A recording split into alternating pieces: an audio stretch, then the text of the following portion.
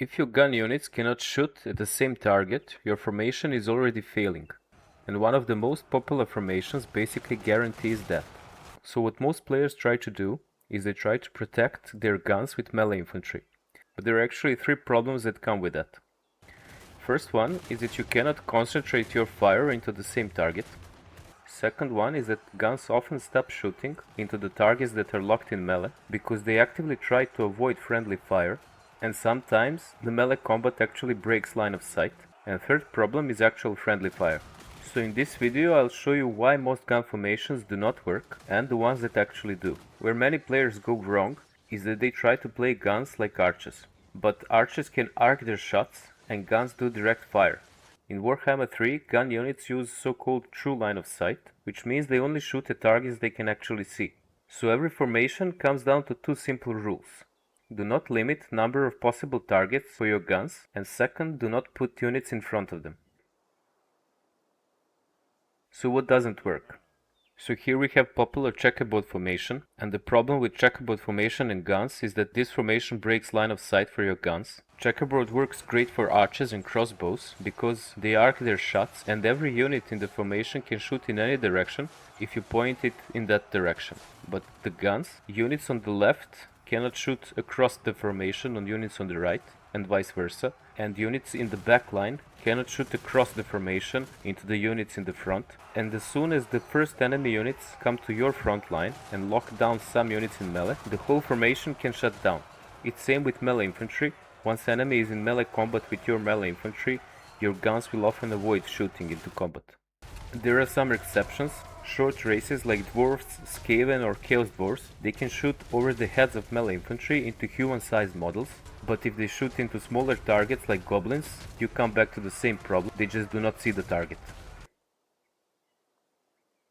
Now there are Chevron, Wedge and Diamond formations, and these are great defensively, but they limit number of possible targets your guns can hit, and you also risk friendly fire here. In all of these formations you can actually shoot from the side, but you risk hitting your own troops.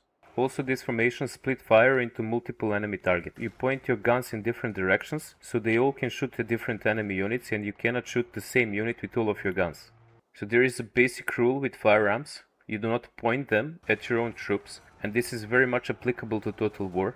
And also, unlike historical Total War games, where enemy has to cross the field to engage you, in Warhammer 3 enemies can flank you, but they can also come from above like flyers.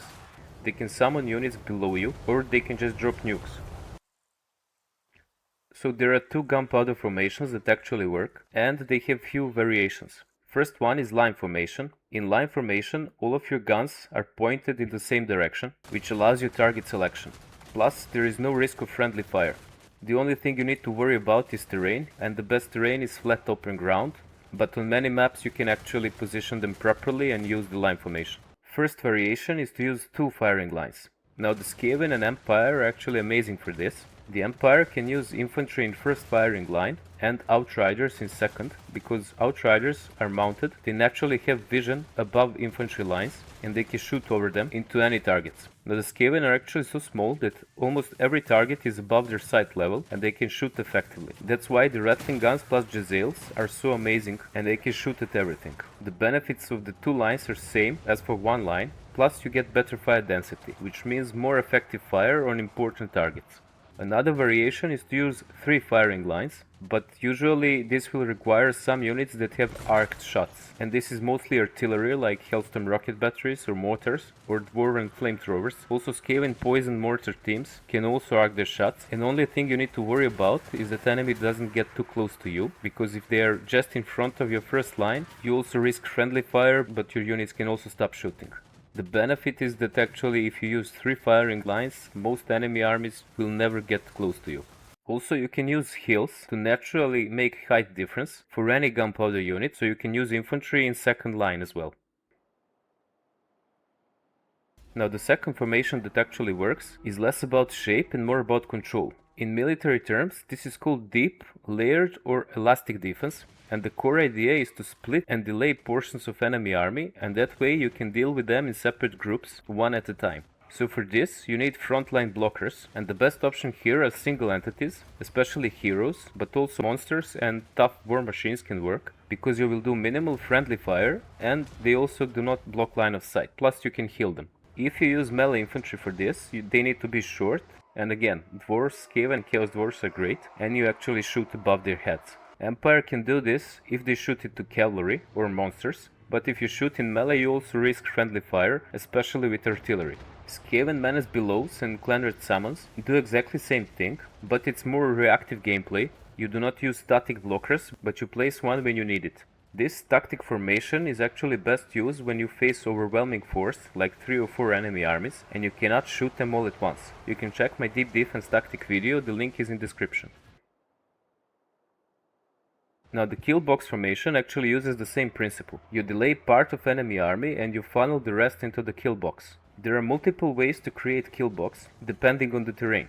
If you are in an open terrain, you position the guns in 1 or 2 lines, and then you use blockers on the flanks. That way you hold enemies on the flanks, and you funnel some of enemy units into your guns. You can also use impossible terrain as natural blocker, and this is also used in sieges. In a corner setup, you can actually create very good kill box formation. You will need 2 groups of blockers, either melee infantry or single entities. You split them in 2 groups and position them on sides and up front. That way you leave central area open as a funnel for enemies to enter into your killing field.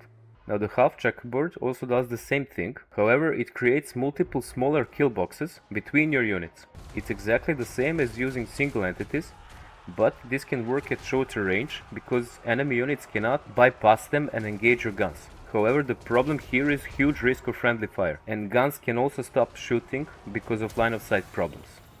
So these are the best gunpowder formations that consistently work in Warhammer 3, and as you saw, gunpowder armies do not need as much protection as they need space to fire. As long as you do not limit what your guns can hit and you do not obstruct them, they will be fine. And if you plan to use frontline blockers for your gunpowder armies, you should watch this video next. See ya!